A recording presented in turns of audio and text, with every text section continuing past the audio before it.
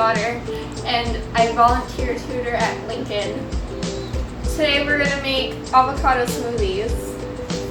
What you need is Granny Smith apples, a frozen banana, some spinach, honey, ice, milk, and avocados.